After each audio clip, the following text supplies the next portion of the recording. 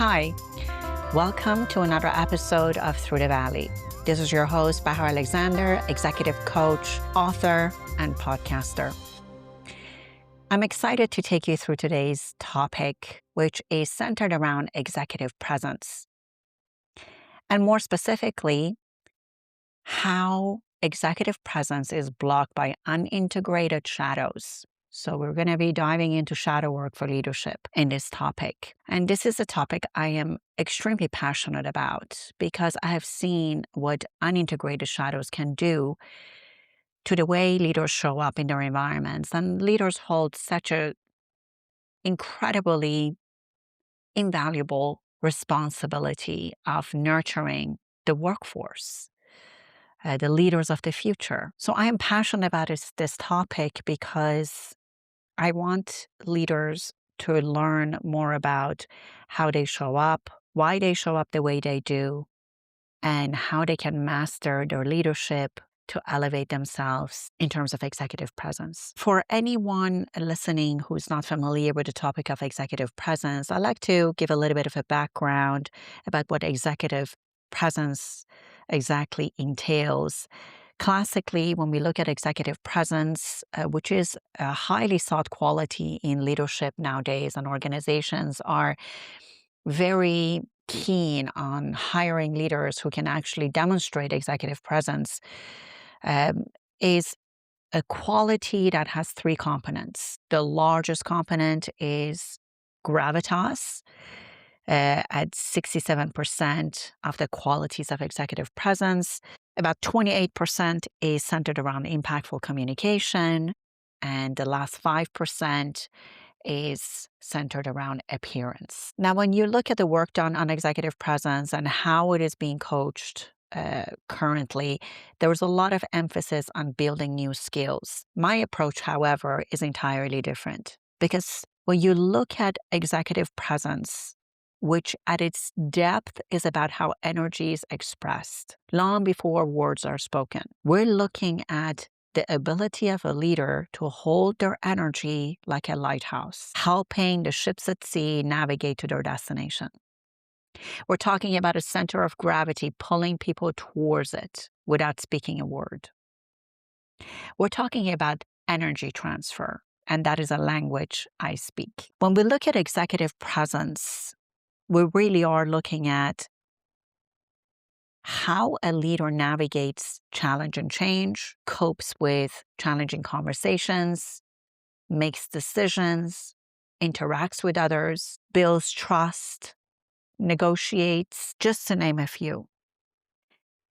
So when we talk about a leader having executive presence, we really are talking about how a leader shows up in their center of gravity, which is actually where the word gravitas comes from. And the center of gravity can either attract people towards it, draw people towards it, or it can repel them. Now, why is executive presence such an important topic in leadership? Because leadership is not about having technical mastery. Leadership is about being able to lead others from destination A to destination B, having a sense of clarity where you can see where the path is, and having the discernment to choose the right people for the right job, and the ability to speak to those who follow you in ways that compels them to continue, build loyalty, and commit to a greater cause, which is what every organization wants. But when we're talking about executive presence and its largest component, which is gravitas,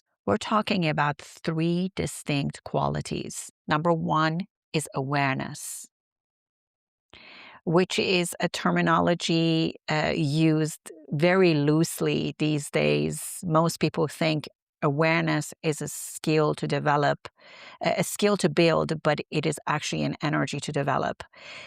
Because awareness without embodiment is worthless. Secondly, we're talking about relational intelligence, understanding how the ways you show up impact your environment, which is a step beyond awareness and beyond emotional intelligence. Relational intelligence defines how you understand people. understand different psychologies. And you can only do that really by knowing yourself very well. And last but not least, we're talking about embodied values. Values are often used as beautiful plaques on the wall, demonstrating words of encouragement or defining words to express what one stands for, whether it is an organization or a leader. But values actually serve as a tool to uphold energy when it is most difficult. What are those moments? Challenge and change. Leadership is not leading people in easy times. Leadership is truly expressed when times are difficult. And guess what? We are going through one of the toughest organizational times imaginable, with distractions coming at us from all directions, over information saturating our minds, and fear of loss being such a great compass for individuals, feeling insecure, feeling that you are not cared for truly, that you're seen as a number. And all the organization wants from you is your performance. They couldn't care whether you survive or not. It's really about showing up and getting the most out of you. It's about allowing yourself to be extracted from, which is why there is such a huge pandemic of employees seeking private businesses, entrepreneurships to secure themselves, because loyalty has become such a watered down concept. When a leader knows how to express executive presence, they naturally change this dynamic. The scenario I just described to you is often referred to as a toxic culture, where people don't feel important, they don't feel connected, they don't trust, and they cannot commit. It's a loop of energy, really, because it is set into motion through the leadership of the organization, and it is perpetuated through the employees. So it's this figure eight continuously feeding itself. And the only way to truly break through this system is with executive presence. And that is why I'm so passionate about it, because I deeply care about our future, about our children who will be graduating from universities, moving into organizations, and hopeful for a future that helps them not just show up to a workplace, but live out their passions and create something meaningful. When we talk about executive presence, we really are talking about energy transfer. So let's circle back to gravitas again and why it is so important. As I just talked about, gravitas has three major components. One is awareness, two is relational intelligence, and three is value endurance, living through embodied values. But when a leader has not developed their gravitas quality, they function from interferences in times of challenge. Because when things are easy, it's easy to regulate your nervous system. There is nothing to be aware of. Everything is just peachy keen. You're moving through the environment and everything is sorted out. But as soon as the first challenge arrives, when there is a conflict in the team, there is a change organizationally, tough times ahead, budget shrinking, competition rising, that's when executive presence becomes important, and the ability of a leader to transfer energy becomes truly important. But I want you to look at energy from the eyes of science. Energy has a voltage. And high voltage energy is usually expressed in terms of high vibration. When high vibrational energy is moving through our brain wiring, so our synapses in our brain are created. When high voltage energy has to move through that, if there is conductivity, high conductivity energy passes through. When there is corrosion and low conductivity, energy is interfered with. And that's how I want you to see executive presence. Executive presence implies that an individual holding this energy has reduced corrosion and increased conductivity in how their brains process information, how they express their energy, and how they transmute energy. When we are leading others, we're not just dealing with our own energy, we're also dealing with other people's energy. So when a leader knows how to hold their energy, so they have executive presence, they also become a source of impact in their environment. So they're not just doing something for themselves, but they are making an impact in their environment. So the way I approach executive presence is really about removing barriers and interferences rather than building new skills, because you can easily build new structures on top of a faulty foundation.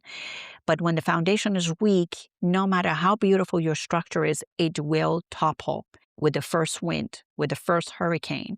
And that is how we refer to challenge and change in organizations, because they can be earth-shaking. So what are we talking about when we talk about the ability to transfer, transmute, and impact the environment? Transfer, transmute energy, and impact the environment. We really are talking about the ability to perceive our own shadows, understand them, understand our own nervous system, understand when, where, and how we become limited in our expression, and whatever tools we may have learned become blunt knives, so to speak. When we look at shadow work for leadership, we're looking at 5 primary shadows that show up in interaction. Number 1 is fight. Number 2 is flight. Number 3 is freeze. Number 4 is fawn, or overgiving, if you're not familiar with that terminology. And last but not least is falling apart. Each of these strategies, much like any type of survival strategy, is really centered around wanting to create safety. In the old days, our survival strategies helped us safeguard against the saber-toothed tiger, so we wouldn't become proverbial lunch. Nowadays, though, the threat we observe is not real.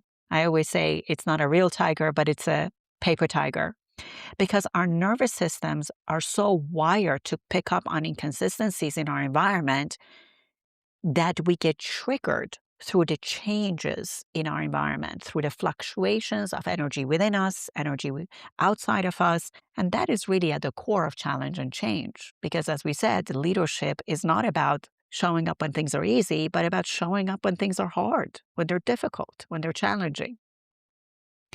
So when we look at the survival strategies and how they express themselves in leadership, when a leader is functioning from survival strategies, this leader is enabled to build a bridge of connection due to insecurities and triggered sensitivities.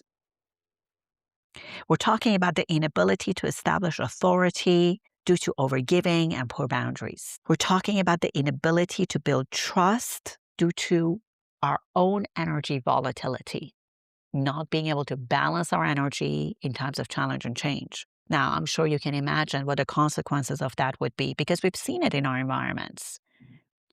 Low trust, low commitment, dysfunction, disconnection, teams feeling scattered, lack of direction. And for a leader to understand that they are functioning from survival strategies, it doesn't mean that the leader accepts they're broken or they're flawed, but it's about truly understanding that in order for us to elevate in our leadership, we must self-lead first. And self-leadership begins with understanding our own nervous system, understanding our own unconscious patterns of relating, understanding how we perceive safety and lack of safety. Because when we are moving through life in the initial stages of our development as children, so we learn about patterns of relating from our parents, from our nurturers. And whatever we learn is really not through conscious thinking, but through observation, meaning giving, and mirroring. So we learn how to relate to others at an age where we don't have rational faculties to discern whether what we're learning is accurate or false, good for us or bad for us, is a tool in survival or a strategy. And because our brains are constantly seeking ease, they want to automate things. So our brain really wants to automate things, because when something is automated, it requires less energy. It requires less exertion of energy. So when we learn these patterns, it is easier for our brain to repeat these patterns than become awake to the need for change. That's why when we're looking at executive presence, we're looking at unlearning and relearning, which requires a lot of energy. But here's the caveat. Once we master our nervous system and understand our own shadows, where our survival strategies are most active, how they show up, and how they impact our behavior, because the survival strategies are really motivated by avoidance. There are things we don't want to see happen to us. We call them primary wounds behind a survival strategy. Behind fight is injustice. Behind flight is betrayal. Behind freeze is humiliation. Behind fawn is abandonment. And behind fall apart is rejection.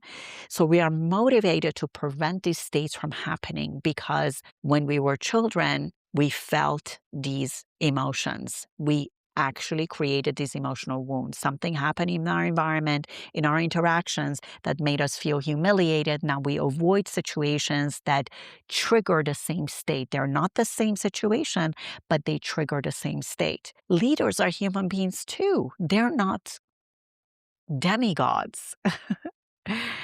So it's very important to recognize that since we were not given a manual to understand our brain, our nervous system, and our own psychology, it is our absolute responsibility as human beings, but even more so as leaders, because we have such an influence in our environment, to take on the task of understanding ourselves, mastering our awareness, truly living through embodied awareness, understanding our own nervous system, building our relational intelligence, building our values from ground up, understanding what they mean, and then understanding what it takes to uphold them when it is most required. I was in conversation with a client of mine a few days ago.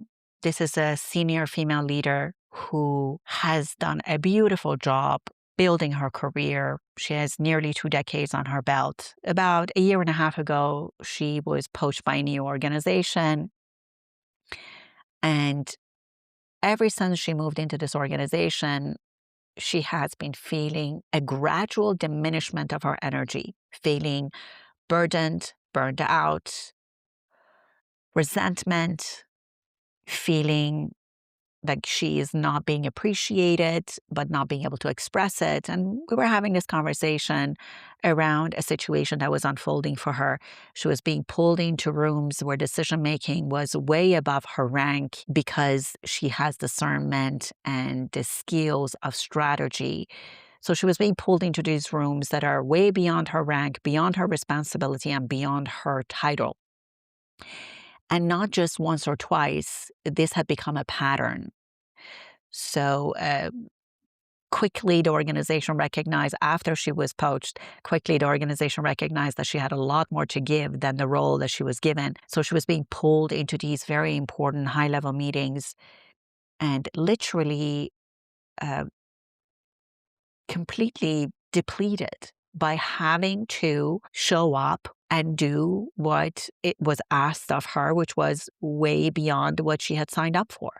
And naturally, she has the qualities of it, and whether if she would be given the title, the rank, and the responsibility, she could step up to it. But now she was not only doing her own work, she was being pulled into these high-level meetings. And I asked her what would happen if she would say no. And she said something really interesting to me. She said, well, they could think I'm weak. We're talking about humiliation. They could think I don't have what it takes, which is about abandonment and rejection. And that would just not be right. That would be very unjust. So the justice one being triggered. We had a long conversation around this. I had to help her see her own survival strategies and how the way she was showing up was actually creating a dynamic in her work environment that was not healthy for her and also not good for the organization.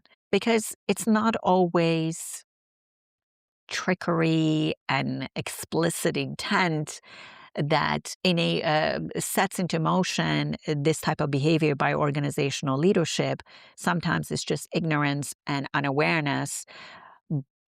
But the employee, no matter their seniority, they have to take the responsibility to recognize these shadows within themselves and correct the dynamics that are now depleting them and not setting them up for success. Because although she was a part of these high-level decision-making, she was still not invited to the boardroom. She didn't have a seat at the table. She was just being used. Perhaps not intentionally, but she was being used. And that sets into motion an energy of not being strong, not standing in your authority, actually, in fact, being overgiving and weak. And when it comes down to promotions and elevation in organizations, those who demonstrate these qualities are not given the ticket to the next level, no matter how skillful they are. Because when it comes down to it, decision-making and movement in leadership require cojones, excuse my language, but they really require a strong spine. And if you don't have the ability to set your boundaries with discernment and kindness, with humility, express them and communicate that you are perceiving something that is not healthy, you are not going to be breaking that through that glass ceiling. You are not going to be invited to the big table. You will probably be blocked from movement to the next level. And no matter how good you are, your elevation will be limited.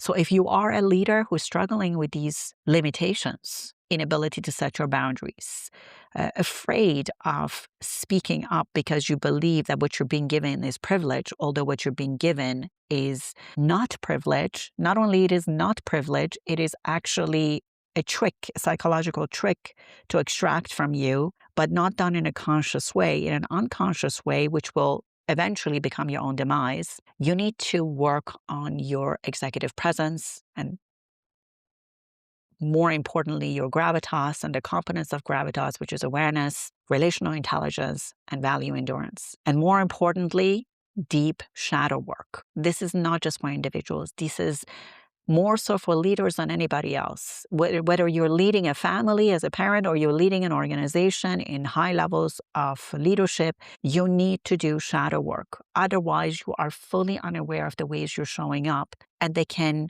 not only create toxicity in your environment, they can limit you on your journey to becoming who you're meant to be and your elevation. So understanding what you're motivated by, how you, in the ways you interact. And when things are easy, motivation can just be, oh, I just want to enjoy myself. When your nervous system is regulated, you just want to enjoy yourself. But when your nervous system is dysregulated and you're falling into survival strategies, then you are not motivated by joy and tranquility and peace. You are motivated by survival, because human beings are dominantly geared towards two states, wanting pleasure and wanting to avoid punishment. And your survival is all about wanting to avoid punishment. So let's circle back again to executive presence, this very important quality for leaders to develop. It's not a nice to have. It is a necessity. Because in order for you to become a true lighthouse, you have to understand you must not leave your post. You must stay at your post no matter what kind of privilege is thrown at you. You must understand that when you show up in a room, just by walking into a room, the energy you carry with you indicates whether you can be trusted or not. And when you learn to manage that energy, you become truly magnetic. And that is when you can create an impact in your environment, lead industries, create a legacy, and truly fulfill your leadership responsibility and commitment. Thank you, all of you, for listening in. I hope this topic has given you something to think about, has planted some seeds in your mind. We did a little aggregation, a little bit of seed planting. I would love to hear from you.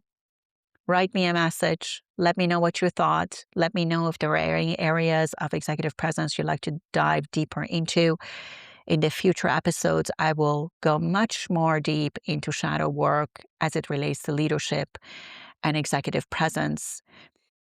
We will talk about tools that can be used, how to create this energy of leadership in a masterful way that continues to set into motion elevation for you. And I'm here to serve every single one of you. My greatest wish is for these episodes to reach you when you need it the most, to create an impact in your life, and trigger you for higher levels of learning. And if this session has done that, then I am a happy host. Thank you all, and I'll catch you in the next episode. For now, shift your energy to shift your psychology and shift your leadership.